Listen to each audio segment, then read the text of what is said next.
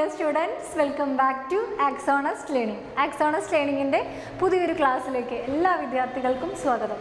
അപ്പോൾ എല്ലാവരും ക്ലിയർ ആയിട്ട് നമ്മുടെ ക്ലാസ്സിന് റെഡി ആയിട്ട് ഇരിക്കുകയാണല്ലേ? അപ്പോൾ നിങ്ങൾക്കറിയാം നമ്മൾ 8ാമത്തെ സെക്ഷനിലാണ് നിൽക്കുന്നത്. നമ്മളിവിടെ 58ാമത്തെ ക്വസ്റ്റ്യൻ വരെ കഴിഞ്ഞ ക്ലാസ്സിൽ പറഞ്ഞിട്ടുണ്ടായിരുന്നു. 59ാമത്തെ ക്വസ്റ്റ്യൻ മുതലാണ് നമ്മൾ ഈ ഒരു സെക്ഷനിൽ പറയാൻ വേണ്ടി പോകുന്നത്. അപ്പോൾ കഴിഞ്ഞ ക്ലാസ്സുകളൊക്കെ കൃത്യമായിട്ട് പഠിക്കുക, ക്ലാസ്സുകൾ കേട്ട് നോട്ട്സൊക്കെ തയ്യാറാക്കുക. ഓക്കെ ആണല്ലോ? കൃത്യമായിട്ട് നമുക്ക് 59ാമത്തെ ക്വസ്റ്റ്യനിലേക്ക് കടന്നാലോ? വേറെ പ്രശ്നമൊന്നുമില്ലല്ലോ? ഓക്കെ 59ാമത്തെ ക്വസ്റ്റ്യൻസ് ഒന്ന് വായിക്കാം. ഗാഢമായ പിതൃപുത്ര ബന്ധത്തിൻ്റെ ഊഷ്മളത തെളിയിക്കുന്ന ഒരു സന്ദർഭം കടൽ തീരത്ത് എന്ന കഥയിൽ നിന്ന് എഴുതുക. എന്താണ്? വെള്ളായപ്പന് സ്വന്തം മകനെ കടൽ തീരത്ത് എന്ന കഥയിൽ എന്ത് ചെയ്യുന്നുണ്ട്? മകനെ കാണുവാനായിട്ട് കണ്ണൂർ ജയിലിലേക്ക് പോകുന്നുണ്ട്. മകന് വധശിക്ഷയ്ക്ക് വിധിക്കപ്പെട്ടുകൊണ്ട് ജയിലിൽ അടയ്ക്കപ്പെട്ടിരിക്കുകയാണ്. ഓക്കെ, അപ്പോൾ ഗാഢമായ ഒരു പിതൃപുത്ര ബന്ധത്തിൻ്റെ ഊഷ്മള തെളിയിക്കുന്ന സന്ദർഭം നമ്മുടെ അടുത്ത് എഴുതാൻ വേണ്ടി പറഞ്ഞിരിക്കുകയാണ്. അപ്പോൾ ആ ഒരു സന്ദർഭം എപ്പോഴാണ് ഈ ഒരു യൂണിറ്റിൽ അച്ഛനും മകനും കാണുന്നത്? അപ്പനും മകനും എപ്പോഴാണ് കാണുന്നത്? ജയിലിൽ വെച്ച് കാണുന്ന സന്ദർഭം മാത്രമേ നമുക്കറിയുള്ളൂ, അത് മാത്രമേ രചിക്കപ്പെട്ടിട്ടുള്ളൂ. ഓക്കെ, അപ്പോൾ ആ ഒരു സന്ദർഭം എഴുതാൻ വേണ്ടിയിട്ടാണ് പറഞ്ഞിട്ടുള്ളത്. നമുക്കറിയാലോ ഏത് സന്ദർഭമാണ്? വെള്ളായപ്പൻ മകനെ ജയിലിൽ വെച്ച് കാണുന്ന സന്ദർഭമാണ് നമ്മൾ എഴുതേണ്ടത്. ഓക്കെ, അപ്പം അത് ഇങ്ങനെ എഴുതി വെക്കാനല്ല മിസ് പറയുന്നത്. നമ്മൾ എഴുതി വെക്കരുത്. ഗാഢമായ പിതൃപുത്രത്തിൻ്റെ ബന്ധത്തിൻ്റെ ഊഷ്മളത തെളിയിക്കുന്ന സന്ദർഭമാണ് വെള്ളായപ്പൻ സ്വന്തം മകനെ ജയിലിൽ വെച്ച് കാണുന്ന സന്ദർഭം. അത് കഴിഞ്ഞിട്ട് അവർ തമ്മിലുള്ള ആ ഒരു സംഭാഷണം എങ്ങനെയായിരുന്നു അല്ലേ? മിസ് ഒന്ന് വായിച്ച് കാണിക്കാം. അപ്പോൾ വെള്ളായപ്പന് നമ്മുടെ ജയിലിലേക്ക് എത്തി. പാറാവുകാരൻ എന്ത് പറഞ്ഞു? വെള്ളായപ്പൻ കാത്തിരിക്കുന്നു. വെള്ളായപ്പൻ അവിടെ കുറച്ച് കാത്തിരുന്നതിന് ശേഷം നമ്മുടെ പാറാവുകാരൻ ചെന്ന് വിളിച്ചു അല്ലേ? തടവറയുടെ ഉള്ളുകളിലേക്ക് കൂട്ടിക്കൊണ്ടു പോകുന്നു. വെയിലിൻ്റെ ചൂടറിയാത്ത തണുത്ത ഇടനാഴികൾ ഇതാ ഇവിടെയാണ് എന്ന് പറഞ്ഞിട്ട് പാറാവുകാരൻ വെള്ളായപ്പനെ അങ്ങോട്ട് കൂട്ടി ചെല്ലുകയാണ് ചെയ്തിട്ടുള്ളത്. അപ്പോൾ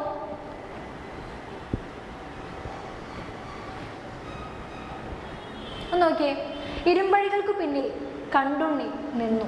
അപ്പോൾ വെള്ളായപ്പൻ്റെ മകനാണ് ആര്? കണ്ടുണ്ണി. കണ്ടുണ്ണി എവിടെയാണ്? ഇരുമ്പഴികൾക്കുള്ളിലാണ് നിൽക്കുന്നത്. അപരിചിതനെ പോലെ കണ്ടുണ്ണി വെള്ളായപ്പനെ നോക്കി. അപ്പോൾ ഒരുപാട് കാലമായിട്ടല്ലേ കണ്ടിട്ട്. അപ്പോൾ ഒരു അപരിചിതനെ പോലെ വെള്ളായപ്പൻ സ്വന്തം മകനെ നോക്കുകയാണ് ചെയ്യുന്നത്. സാന്ത്വനം കൊടുക്കുകയോ വാങ്ങുകയോ ചെയ്യാനാവാത്ത മനസ്സിൻ്റെ മറ. പാറാവുകാരൻ അഴിവാതിൽ തുറന്ന് വെള്ളായപ്പനെ അകത്ത് പ്രവേശിപ്പിച്ചു. അച്ഛനും മകനും നേരോട് നേരായി തെല്ലിട നേരെ നിന്നു. അപ്പോൾ പാറാവുകാരൻ വെള്ളായപ്പനെ അകത്തേക്ക് പ്രവേശിപ്പിച്ചു. അപ്പോൾ മകനും അച്ഛനും ഇങ്ങനെ കണ്ടിട്ട് ഒരു നിമിഷം അല്ലേ, ഒരുപാട് നേരം അങ്ങനെ നിൽക്കുകയാണ്. അപ്പോൾ എന്താ സംഭവം? എന്താണ്? സ്വന്തം മകൻ അവിടെ വധശിക്ഷയ്ക്ക് വിധിക്കപ്പെട്ടാണ് നിൽക്കുന്നത് അല്ലേ? ഈ ഒരു നിമിഷം കഴിഞ്ഞാൽ സ്വന്തം മകനെ ഇനി ജീവിതത്തിൽ ഈ ഒരു അപ്പന് കാണാൻ പറ്റില്ല. അപ്പം അതിൻ്റെയൊക്കെ ആ ഒരു സങ്കടവും വിഷമവും ഒക്കെ ആ ഒരു അപ്പൻ്റെ മനസ്സിൽ തിങ്ങി നിൽക്കുകയാണ് ചെയ്തിട്ടുള്ളത്. അപ്പോൾ പറയുന്നുണ്ട്, അച്ഛനും മകനും നേരോട് നേരായി തെല്ലിട നേരെ നിന്നു. പിന്നെ വെള്ളായപ്പൻ മകനെ കെട്ടിപ്പിടിച്ചു. കണ്ടുണ്ണി ശ്രവണത്തിനപ്പുറത്തുള്ള ഒരു സ്ഥായിയിൽ നിലവിളിച്ചു അല്ലേ? ഒരു എന്താണെന്നറിയാത്ത ഒരവസ്ഥയിൽ കണ്ടുണ്ണി ആ ഒരു അപ്പനെ കണ്ടിട്ട് നിലവിളിക്കുകയാണ് ചെയ്യുന്നത് അല്ലെ? സ്വന്തം അവസ്ഥയും സ്വന്തം വിധിയും ആലോചിച്ചുകൊണ്ട് നമ്മുടെ കണ്ടുണ്ണി നിലവിളിക്കുകയാണ് ചെയ്തിട്ടുള്ളത്.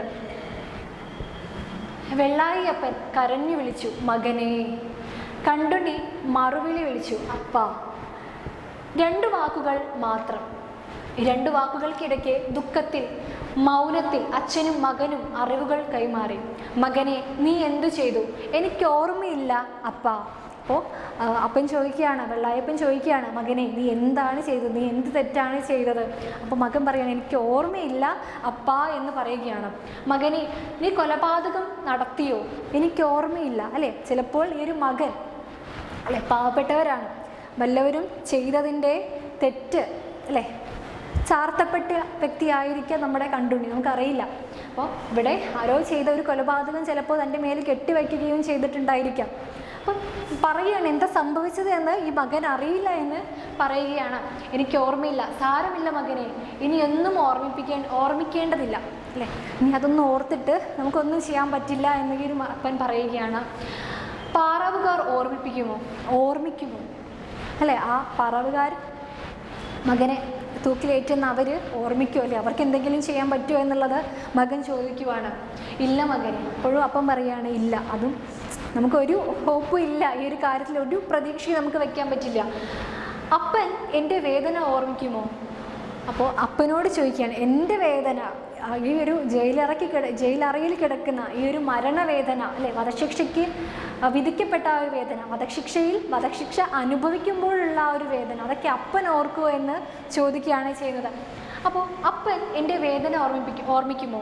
ഉച്ചസ്ഥായിലുള്ള നിശബ്ദമായ നിലവിളി, അപ്പ എന്നെ തൂക്കിക്കൊല്ലാൻ സമ്മതിക്കരുതേ, 2 വാക്കുകൾക്കിടയ്ക്ക് ഈ വിനിമയം മാത്രം അല്ലേ.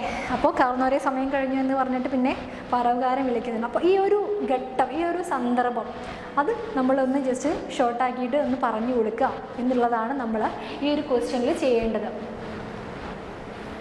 ഓക്കെ, അപ്പോൾ നമ്മുടെ ക്വസ്റ്റ്യൻ നിങ്ങൾക്ക് മനസ്സിലായി എന്നാണ് മിസ് വിചാരിക്കുന്നത്. വെള്ളായപ്പൻ മകനെ കാണുന്ന ഒരു സന്ദർഭം 2 മാർക്കിനുള്ളതാണ്. എസ്സേ ഒന്നും എഴുതി വെക്കരുത്. 2 മാർക്കിനുള്ള ക്വസ്റ്റ്യൻ നമ്മൾ എങ്ങനെയാണ് ആൻസർ ചെയ്യേണ്ടത് അല്ലേ? അപ്പനും മകനും ജയിലിൽ വെച്ച സന്ദർഭം എന്താണ്? ആ ഒരു ഗാഢമായ പുത്രബന്ധത്തിൻ്റെ ഊഷ്മളത തെളിയിക്കുന്ന ഒരു സന്ദർഭമാണ് അല്ലേ? അവർ തമ്മിൽ ആ കെട്ടിപ്പിടിക്കുന്നതും അപ്പ മകനെ എന്നുള്ള വിളിയും എന്താണ് നമ്മുടെ വായനക്കാരെ അത്രമാത്രം ആ കണ്ണീരണിയിക്കുന്നതാണ്. അതുകൊണ്ടാണ് ആ ഒരു ബന്ധത്തിൽ, ആ ഒരു വിളിയിൽ തന്നെ നമുക്ക് എന്ത് ചെയ്യാൻ പറ്റും? ആ ഗാഢബന്ധത്തിൻ്റെ തീവ്രത മനസ്സിലാക്കാൻ വേണ്ടി പറ്റും. അത്രമാത്രം നമ്മൾക്ക് എഴുതിയാൽ 2 മാർക്ക് തീർച്ചയായിട്ടും നമുക്ക് ലഭിക്കും. ഓക്കെ ആണല്ലോ? അപ്പോൾ 59ാമത്തെ ക്വസ്റ്റ്യൻ നമ്മൾ പറഞ്ഞു കഴിഞ്ഞു. അടുത്ത ക്വസ്റ്റ്യനിലേക്ക് കടക്കാം. ഓക്കെ, പുരാണ കഥകളിൽ പൊതുവെ കാണുന്ന കഥാപാത്രങ്ങളുടെ തരംതിരിവ് എന്താണ് എന്നുള്ളതാണ് നമ്മളെടുത്ത് വന്നിട്ടുള്ള ക്വസ്റ്റ്യൻ. ഓക്കെ, അപ്പോൾ നമുക്ക് കഥയും കഥാപാത്രവും എന്ന് പറയുന്ന ഒരു ലേഖനമുണ്ട് അല്ലേ? ശ്രീ ഭഗവതി എന്ന ആ ഒരു യൂണിറ്റിന് മുന്നേ, ഗീതാഹിരണ്യൻ്റെ ആ ഒരു യൂണിറ്റിന് മുന്നേ നമുക്ക് ഇതുപോലെ ഒരു ലേഖനം കൊടുത്തിട്ടുണ്ട്. അത് തീർച്ചയായിട്ടും നമ്മൾ വായിക്കണം. അതിൽ പറയുന്ന ഭാഗമാണ് എന്ത്, കഥകളിൽ എങ്ങനെയൊക്കെ ആയിരിക്കാം എന്ന് പറയുന്നത്. അപ്പോൾ പുരാണ കഥകളിൽ പൊതുവെ കാണുന്ന കഥാപാത്രങ്ങളുടെ തരംതിരിവ് എങ്ങനെയാണ് എന്നുള്ള ക്വസ്റ്റ്യന് 2 മാർക്കിന് 2 ആൻസർ, ഈ ഒരു 2 കാര്യങ്ങൾ എഴുതി കഴിഞ്ഞാൽ നമുക്ക് 2 മാർക്കും തീർച്ചയായിട്ടും ലഭിക്കും. ഓക്കെ ആണല്ലോ? അപ്പോൾ എത്തരത്തിലാണ് ശിഷ്ടകഥാപാത്രങ്ങൾ എന്നും ദുഷ്ടകഥാപാത്രങ്ങൾ എന്നുമാണ് നമ്മൾ പുരാണ കഥകളിൽ കാണുന്ന തരംതിരിവ് എന്ന് പറയുന്നത് അല്ലേ? ഇനിയിപ്പോൾ നമ്മൾ ഇതൊന്നും വായിച്ചില്ലെങ്കിൽ കൂടി നമുക്ക് മനസ്സിലാവും പുരാണ കഥകളിൽ അല്ലേ? നമ്മൾ ഇപ്പോൾ ഗാന്ധാരി വിലാപം പഠിച്ച സമയത്തും ഒക്കെ നമുക്കത് മനസ്സിലാക്കാൻ പറ്റുന്നതാണ് അല്ലേ? വേറെ ഏത് പുരാണങ്ങൾ കഥകൾ എടുത്തു കഴിഞ്ഞാലും അത് തന്നെയാണ്, ഒരു ദുഷ്ടകഥാപാത്രം ഉണ്ടായിരിക്കും അല്ലേ? രാമായണം എടുത്തു കഴിഞ്ഞാലും എന്താണ്, നമുക്ക് രാമനും രാവണനും അങ്ങനെ 2 ദുഷ്ടകഥാപാത്രങ്ങളെയൊക്കെ നമുക്ക് കാണാൻ സാധിക്കും. അങ്ങനെ അതുപോലെയാണ് ശിഷ്ടകഥാപാത്രങ്ങൾ, നല്ല കഥാപാത്രങ്ങൾ, ദുഷ്ടകഥാപാത്രങ്ങൾ എന്നാൽ മോശം കഥാപാത്രങ്ങളാണ്. അപ്പോൾ നമ്മുടെ വില്ലൻ കഥാപാത്രങ്ങളെയാണ് ദുഷ്ടകഥാപാത്രങ്ങൾ എന്ന് പറയുന്നത്. ശിഷ്ടകഥാപാത്രം എന്ന് പറയുന്നത് എല്ലാവർക്കും ഇഷ്ടമുള്ള നമ്മുടെ ഹീറോ കഥാപാത്രങ്ങളെയാണ് ഇങ്ങനെ പറയുന്നത്. അപ്പോൾ ശിഷ്ടകഥാപാത്രങ്ങൾ, ദുഷ്ടകഥാപാത്രങ്ങൾ എന്ന് നമ്മൾ ഈ 2 പോയിൻ്റാക്കി എഴുതി വെച്ചാൽ തന്നെ നമുക്ക് 2 മാർക്ക് തീർച്ചയായിട്ടും ലഭിക്കും. ഓക്കെ ആണല്ലോ? അങ്ങനെ നമുക്ക് അടുത്ത ക്വസ്റ്റ്യനിലേക്ക് കടന്നാലോ? ഓക്കെ, സെബാസ്റ്റ്യൻ നാടക സമിതി പിരിച്ചുവിടാനുള്ള സാഹചര്യം എന്താണ് അല്ലേ? ഒന്ന് ഓർത്ത് നോക്കിയേ, എന്തായിരിക്കും? നമ്മുടെ കർണപർവം എന്ന് പറയുന്ന യൂണിറ്റിൽ വരുന്ന ഭാഗമാണിത് അല്ലേ? നിങ്ങൾ ഓർക്കുന്നുണ്ടല്ലോ, എന്തായിരിക്കും ഈ ഒരു ഭാഗത്ത് നിന്ന് വന്നിട്ടുള്ളത്? എന്തുകൊണ്ടായിരിക്കും സെബാസ്റ്റ്യൻ നാടക കമ്പനി പിരിച്ചുവിട്ടത്? സെബാസ്റ്റ്യൻ അങ്ങനെ ഒരു അവസ്ഥ, സെബാസ്റ്റ്യൻ ഒരിക്കലും നാടക കമ്പനി പിരിച്ചുവിടാനുള്ള താല്പര്യം ഉണ്ടായിരുന്നോ? ഇല്ല അല്ലേ? അദ്ദേഹത്തിൻ്റെ ജീവിതമായിരുന്നു ഈ ഒരു നാടകം എന്ന് പറയുന്നത് അല്ലേ? അദ്ദേഹം അത്രയ്ക്കും എങ്ങനെ സ്വന്തം ജീവിതമായിട്ട് കൊണ്ടു നടക്കുകയും മക്കൾക്കും അല്ലെ എല്ലാവർക്കും വേണ്ടിയിട്ട് ജീവിക്കുകയും ചെയ്തിട്ടുള്ള വ്യക്തിയാണ് അല്ലെ. ഭാര്യ മരിച്ചിട്ടും സ്വന്തം മക്കളെ മറ്റൊരു വിവാഹം കഴിക്കാതെ സ്വന്തമായിട്ട് നോക്കി വളർത്തിയ ആളാണ്. അതുപോലെ തന്നെ ആയിരുന്നു എന്ത് അദ്ദേഹത്തിന് ഈ നാടകം എന്ന് പറയുന്നതും ഒക്കെയാണല്ലോ. അപ്പോൾ സെബാസ്റ്റ്യൻ നാടക കമ്പനി പിരിച്ചുവിടാനുള്ള സാഹചര്യത്തെയാണ് നമ്മളിവിടെ എഴുതേണ്ടത്. അദ്ദേഹത്തിൻ്റെ ജീവിതത്തിൽ ഒരു ആക്സിഡൻറ്റ് പറ്റിയിട്ടുണ്ടായിരുന്നു അല്ലേ. ആ ആക്സിഡൻറ്റ് പറ്റിയ സമയത്ത് അതിന് എല്ലാ നാടകവും അല്ലെ ഒരു ഗ്രൂപ്പ് തന്നെ അദ്ദേഹത്തിനുണ്ടായിരുന്നു.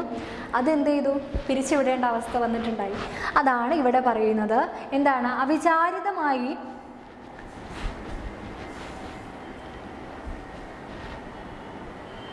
ഓക്കെ, ഇവിടെ ചെറിയൊരു മിസ്റ്റേക്ക് ഉണ്ട്.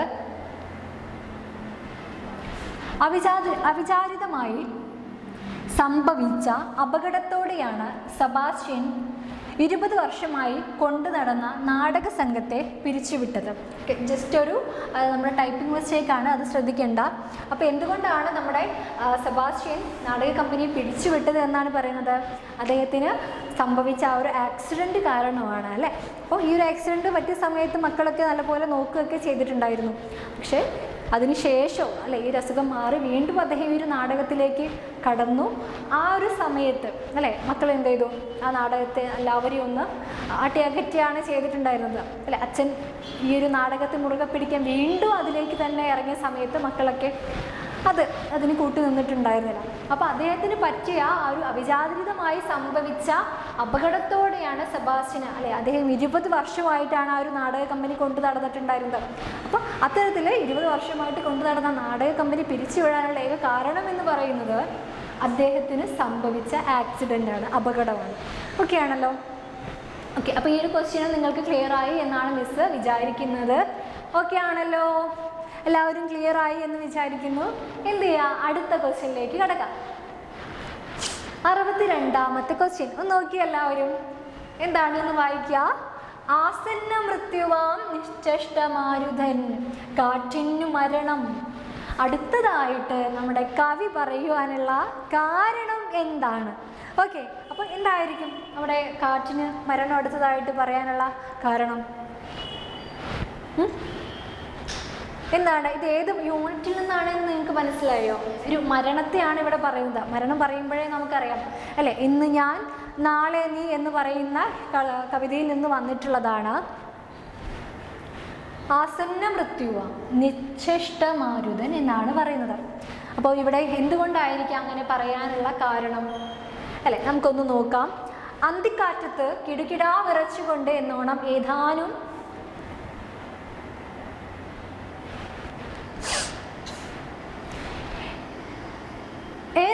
ഉണക്ക ഇലകൾ നിലം പതിക്കുന്നു. അവബോധം കെട്ടു വീഴുന്നതായിട്ട് കവിക്ക് തോന്നുന്നു.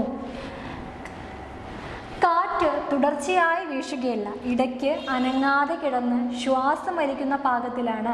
അതിനാൽ കാറ്റിന് മരണം അടുത്തതായി കവി പറയുന്നു.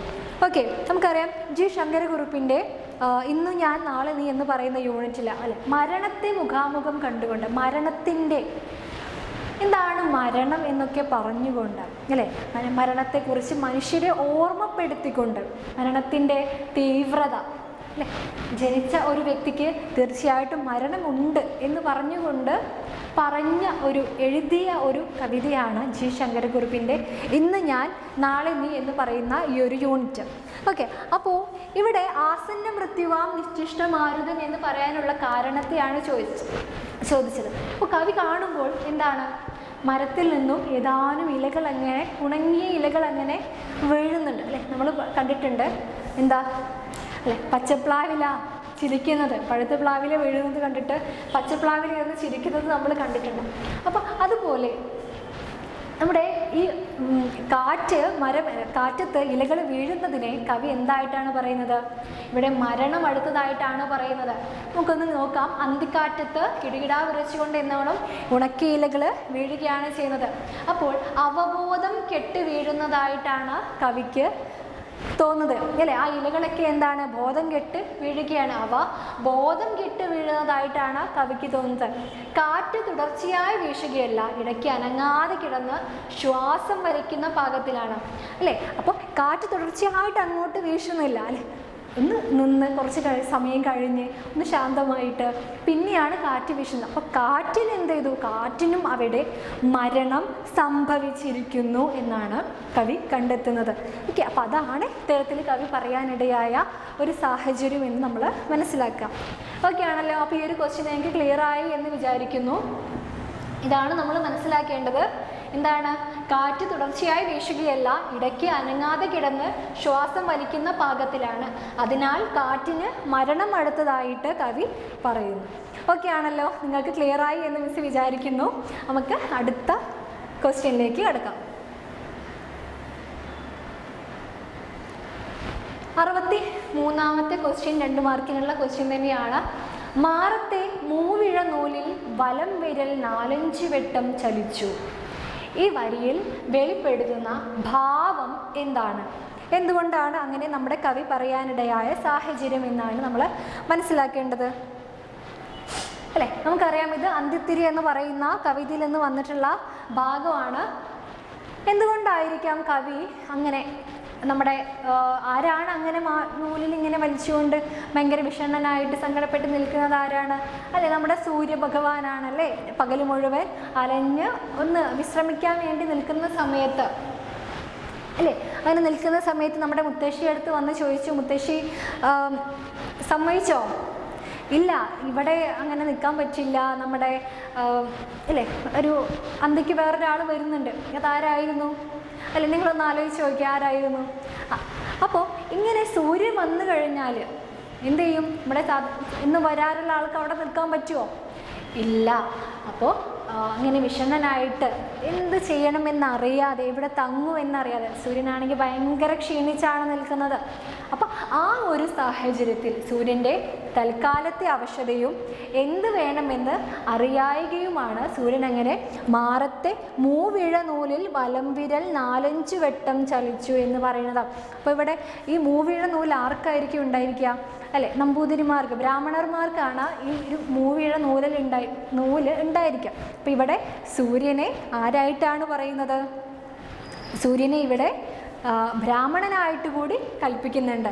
അപ്പോൾ അതുകൊണ്ടാണ് ഇങ്ങനെ പറയുന്നത്. ഓക്കെ ആണല്ലോ. അപ്പോൾ അത് നിങ്ങൾ മനസ്സിലാക്കുക. ഇതാണ് ശരിയായ സന്ദർഭം. എന്തുകൊണ്ടാണ് സൂര്യൻ അങ്ങനെ മൂവിഴ നൂലിൽ വലിച്ചു നിന്നത് എന്നുള്ളതാണ്. അപ്പോൾ നമ്മൾ എങ്ങനെ എഴുതണം ഈ ഒരു ക്വസ്റ്റ്യന്?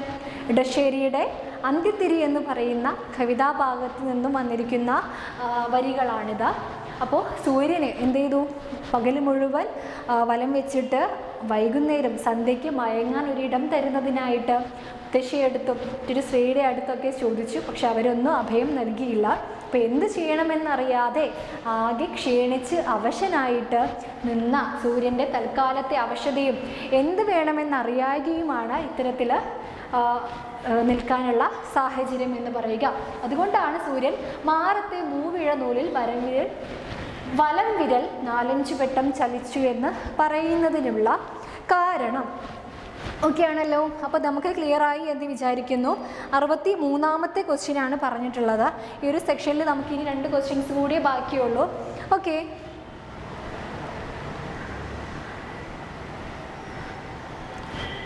അപ്പോൾ 63ാമത്തെ ക്വസ്റ്റ്യൻ നമുക്ക് ക്ലിയർ ആയി. 64ാമത്തെ ക്വസ്റ്റ്യനിലേക്ക് മിസ് കടക്കുകയാണ്. കൃഷ്ണൻ കോമള തിരുമേനിയെ എങ്ങനെയാണ് വർണ്ണിച്ചിരിക്കുന്നത്? ഓക്കെ, അപ്പോൾ നമ്മുടെ ക്വസ്റ്റ്യനിൽ ഇങ്ങനെയാണ് വന്നിട്ടുള്ളത്. അപ്പോൾ ഇവിടെ കൃഷ്ണൻ്റെ കോമള തിരുമേനിയെ എന്നായിരിക്കും നമ്മൾ വിചാരിക്കേണ്ടത്. കൃഷ്ണൻ്റെ കോമള തിരുമേനിയെ എങ്ങനെയാണ് വർണ്ണിച്ചിരിക്കുന്നത്? എങ്ങനെയാണ് കൃഷ്ണൻ്റെ കോമള തിരുമേനിയെ വർണ്ണിച്ചിട്ടുള്ളത്? അല്ലേ, അന്നത്തെ പുണ്യം എന്ന് പറയുന്ന കവിതാഭാഗത്ത് നിന്നും വന്നിട്ടുള്ളതാണ് ഈ ഒരു ക്വസ്റ്റ്യൻ എന്ന് പറയുന്നത്. അപ്പോൾ നമുക്കറിയാം കൃഷ്ണൻ്റെ വൃന്ദാവനത്തിലെ ജീവിതവും അദ്ദേഹത്തിൻ്റെ സ്വന്തം ശരീരത്തെയും അദ്ദേഹത്തിൻ്റെ മയിൽപ്പീലിയെയും വസ്ത്ര അലങ്കാരത്തെയും ഒക്കെ വിശദീകരിച്ചുകൊണ്ടാണ് കവിത തുടങ്ങുന്നത്. അല്ലേ, അപ്പോൾ ആ ഒരു കവിതയുടെ തുടക്കം കൃഷ്ണൻ്റെ കോമള തിരുമേനിയെ വർണ്ണിച്ചുകൊണ്ടാണ് എന്ന് നമുക്കറിയാം. അത് എപ്രകാരമാണ്, എങ്ങനെയാണ് വർണ്ണിച്ചിട്ടുള്ളത് എന്നാണ് നമ്മൾ എഴുതേണ്ടത്. ഓക്കെ, അപ്പോൾ നോക്കാം. നീലമേഘത്തിൽ മിന്നൽ വിടരും പോലുള്ള രൂപം. അല്ലേ, നീലമേഘത്തിൽ മിന്നൽ വിടരും പോലുള്ള രൂപം. കൃഷ്ണൻ്റെ രൂപം നമുക്കറിയാം അല്ലേ.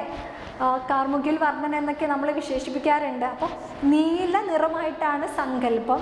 അപ്പോൾ നീലമേഘത്തിൽ മിന്നൽ വിടരും പോലുള്ള രൂപമായിട്ടാണ് കൃഷ്ണനെ പറയുന്നത് അല്ലേ. ആ കവിതാഭാഗത്ത് കവിതാ വരികളുടെ അർത്ഥമായിട്ടാണ് മിസ് കൊടുത്തിട്ടുള്ളത്. കവിതാ വരികൾ അതുപോലെ എഴുതിയിട്ട് അത് വിശദീകരിക്കുകയും ചെയ്യാം. പക്ഷേ ഇവിടെ നമുക്ക് 2 മാർക്കിൻ്റെ ക്വസ്റ്റ്യൻ ആയതുകൊണ്ട് അത് എങ്ങനെയാണ് കവി പറഞ്ഞിട്ടുള്ളത് എന്ന് നമ്മുടെ സ്വന്തം ഭാഷയിൽ എഴുതിയിട്ടാണ് നമ്മൾ കൊടുക്കേണ്ടത്. ഓക്കെ ആണല്ലോ. അപ്പോൾ നീലമേഘത്തിൽ മിന്നൽ വിടരും പോലുള്ള രൂപം, മയിൽപ്പീലിയും മണികുണ്ടലവും ഇളകിയാടുന്നു, പാറിപ്പറക്കുന്ന മുടിച്ചാർത്ത് അല്ലേ. കൃഷ്ണൻ്റെ മയിൽപ്പീലി നമുക്കറിയാം അല്ലേ. ഒരു മയിൽപ്പീലി വെച്ചിട്ടാണ് കൃഷ്ണൻ നടക്കുന്നത്. അപ്പോൾ മയിൽപ്പീലിയും മണികുണ്ടലവും ഇളകിയാടുന്നു. മണികുണ്ടലം എന്ന് പറയുമ്പോൾ കൃഷ്ണൻ്റെ കാതിലെ തോടം അല്ലേ, ജസ്റ്റ് ഒരു ജിമിക്ക് പോലത്തെ ഒരു കമ്മലായിരിക്കുമല്ലോ, അതിനെയാണ് മണികുണ്ടലം എന്ന് പറയുന്നത്. അപ്പോൾ കൃഷ്ണൻ എന്ത് ചെയ്യുന്നുണ്ട്? ആ മയിൽപ്പീലിയും മണികുണ്ടലവും എന്ത് ചെയ്യുന്നുണ്ട്? കൃഷ്ണൻ്റെ ഇളകിയാടുന്നു എന്നാണ് പറയുന്നത്. അടുത്തത് എന്താണ്? പാറിപ്പറക്കുന്ന മുടിച്ചാർത്ത്. കൃഷ്ണൻ്റെ മുടി അല്ല ചുരുണ്ട മുടികൾ എന്ത് ചെയ്യുകയാണ്? ഇങ്ങനെ പാറി കാറ്റിൽ ആടിക്കളിക്കുകയാണ്, പാറിപ്പറക്കുകയാണ് എന്ന് പറയുന്നു. പിന്നെ എന്താണ്? നനഞ്ഞ ഗോപിക്കുറി അല്ലേ. കൃഷ്ണൻ്റെ ആ ഒരു ഗോപിക്കുറി എങ്ങനെയാണ് നനഞ്ഞത് അല്ലേ? അദ്ദേഹത്തിൻ്റെ ശരീരത്തിൽ നിന്ന് വിറ്റ് വീഴുന്ന ആ വിയർപ്പ് എന്ത് ചെയ്തിട്ടുണ്ട്? അദ്ദേഹത്തിൻ്റെ ഗോപിക്കുറിയെ നനച്ചതായിട്ട് പറയുന്നുണ്ട്.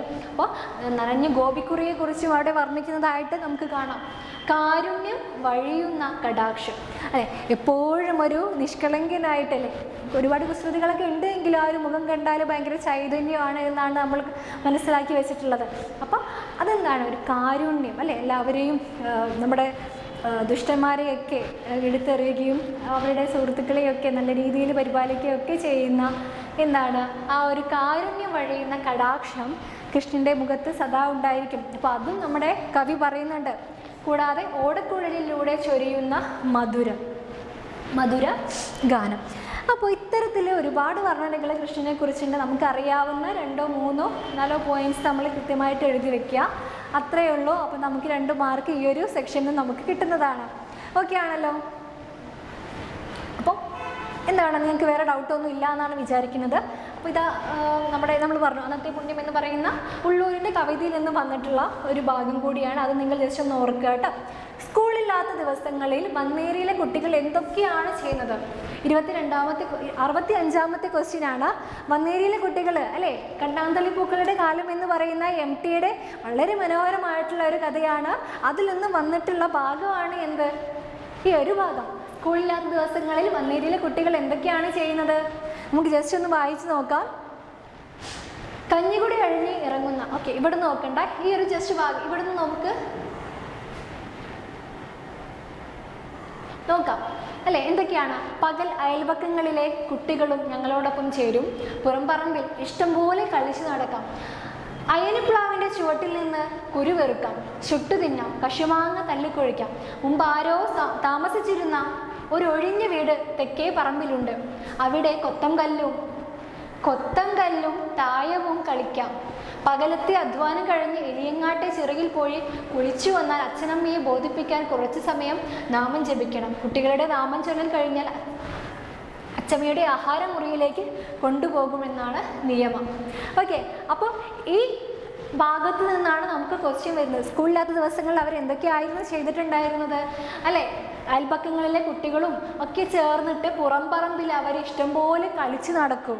പിന്നെ എന്താണ്? അയനിപ്ലാവിൻ്റെ ചുവട്ടിൽ നിന്ന് അവർ കുരുപെറുക്കി കളിക്കും അല്ലേ. പ്ലാവിൻ്റെ ചുവട്ടിലെ ചക്കപ്പഴുത്ത് നിലത്തേക്ക് വീണിട്ടുള്ള ചക്കക്കുരുകൾ ഉണ്ടായിരിക്കുമല്ലോ, അപ്പം അതൊക്കെ പെറുക്കിയിട്ട് എന്ത് ചെയ്യുന്നുണ്ട്? നമ്മുടെ കുട്ടികൾ എല്ലാവരും കൂടി, അയൽപക്കത്തെ കുട്ടികൾ എല്ലാവരും കൂടി കളിക്കുന്നുണ്ട്. അത് കഴിഞ്ഞിട്ട് പിന്നെ അവരെന്താണ് ചെയ്യുന്നത്? ആ കുരു പെറുക്കിയിട്ട് അവരെന്ത് ചെയ്യും? ചുട്ടു തിന്നാം എന്നാണ് പറയുന്നത് അല്ലേ. അപ്പോൾ അവർക്കിടയിൽ നടക്കുന്ന വളരെ രസകരമായിട്ടുള്ള കളികളും ഒക്കെയാണ് ഇവിടെ വർണ്ണിച്ചിട്ടുള്ളത്. അപ്പോൾ നിങ്ങൾക്കത് മനസ്സിലായി എന്ന് വിചാരിക്കുന്നു. നോക്കുക, കശുമാങ്ങ തല്ലിക്കൊഴിക്കാം അല്ലേ.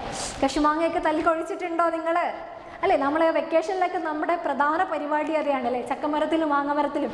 ചക്കമരം നമ്മുടെ പ്ലാവിലും മാവിലൊക്കെ വലിഞ്ഞു കയറുക, കശുവണ്ടിയൊക്കെ എടുത്ത് കൊഴിച്ച് അതൊക്കെ ചുട്ട് കഴിക്കുക, അതൊക്കെയാണ് നമ്മുടെ സ്ഥിരമായ ജോലി അല്ലേ വെക്കേഷനിൽ.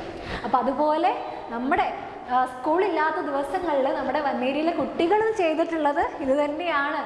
ഓക്കെ, അപ്പോൾ എന്താണ്? ഇതൊക്കെ നിങ്ങൾക്ക് മനസ്സിലായി എന്ന് വിചാരിക്കുന്നു. പകൽ എന്ത് ചെയ്യും? പുറം പറമ്പിൽ കളിച്ചു നടക്കുന്നു, അയനിപ്ലാവിൻ്റെ ചുവട്ടിൽ നിന്നും കുരു പെറുക്കുന്നു, അത് ചുട്ടു തിന്നുന്നു, കശുമാങ്ങ തല്ലിക്കൊഴിക്കുന്നു.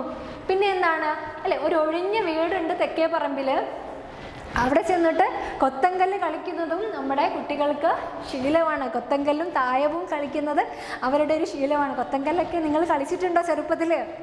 അല്ലേ, ഇപ്പോഴും കളിക്കുന്നവരുണ്ടായി. നമുക്ക് രസമാണല്ലേ, നമ്മുടെ കസിൻസും ഒക്കെ വന്നു കഴിഞ്ഞാൽ ഇത്തരം കളികളൊക്കെ നമുക്ക് സ്കൂളില്ലാത്ത ദിവസങ്ങളിൽ നമ്മൾ കളിക്കാറുണ്ട്. അപ്പോൾ നിങ്ങൾ ഇതൊക്കെ മറന്നു പോയവരുണ്ടെങ്കിൽ ജസ്റ്റ് ഒന്ന് ചെയ്ത് നോക്കൂ. നിങ്ങളുടെ കസിൻസിനെയൊക്കെ വിളിച്ചിട്ട് കൊത്തങ്കല്ലൊക്കെ ഒന്ന് കളിച്ചു നോക്കുക. അല്ലേ, രസമല്ലേ നമുക്ക്? അല്ലേ, നമ്മുടെ പഴയകാല ഓർമ്മകളിലേക്കൊക്കെ തിരിച്ചു പോകാനുള്ളൊരു അവസരം കൂടിയാണ് ഈ ഒരു വെക്കേഷൻ എന്ന് പറയുന്നത്, സ്കൂളില്ലാത്ത ദിവസങ്ങൾ എന്ന് പറയുന്നത്. ഓക്കെ, അപ്പോൾ അതൊക്കെ ഒന്ന് തിരിച്ചു കൊണ്ടുവരിക. ഇവിടെ സ്കൂളില്ലാത്ത ദിവസങ്ങളിൽ വന്നേരിയിലെ കുട്ടികൾ എന്തൊക്കെ ചെയ്തു എന്നുള്ള ക്വസ്റ്റ്യന് ആൻസറായിട്ട് നമ്മൾ ഇതൊക്കെയാണ് എഴുതേണ്ടത്. അത് ഏത് ഭാഗത്ത് നിന്ന് വന്നു എന്നറിയാനാണ് മിസ്സ് ഈ ഒരു പാഠഭാഗം കൂടി ഇവിടെ കൊടുത്തിട്ടുള്ളത്. ഓക്കെ ആണല്ലോ. അപ്പോൾ അവരെന്തൊക്കെയാണ് ചെയ്തിരുന്നത് എന്നുള്ളത് നിങ്ങൾ ജസ്റ്റ് ഒന്നും കൂടി വായിക്കുക, മനസ്സിലാക്കുക. ഓക്കെ, അപ്പോൾ നമ്മൾ നമ്മുടെ 8ാമത്തെ സെക്ഷനിലും ഇവിടെ പറഞ്ഞ് കഴിഞ്ഞിട്ടുണ്ട്. 65 ക്വസ്റ്റ്യൻ വരെയാണ് നമ്മൾ ഈ ഒരു ക്ലാസ്സിൽ പറഞ്ഞിട്ടുള്ളത്. ക്ലിയർ ആയി എന്നാണ് മിസ്സ് വിചാരിക്കുന്നത് കേട്ടോ. അപ്പോൾ എല്ലാവർക്കും മനസ്സിലായി, നമ്മുടെ ക്ലാസ്സുകളൊക്കെ ഇഷ്ടപ്പെടുന്നുണ്ട് എങ്കിൽ കൃത്യമായിട്ട് നോട്ട്സൊക്കെ തയ്യാറാക്കി പഠിക്കുക. അപ്പോൾ അടുത്ത ക്ലാസ്സിൽ നമുക്ക് അടുത്ത സെക്ഷനുമായിട്ട് വരാം. കൃത്യമായിട്ട് പഠിക്കുക. Thank you.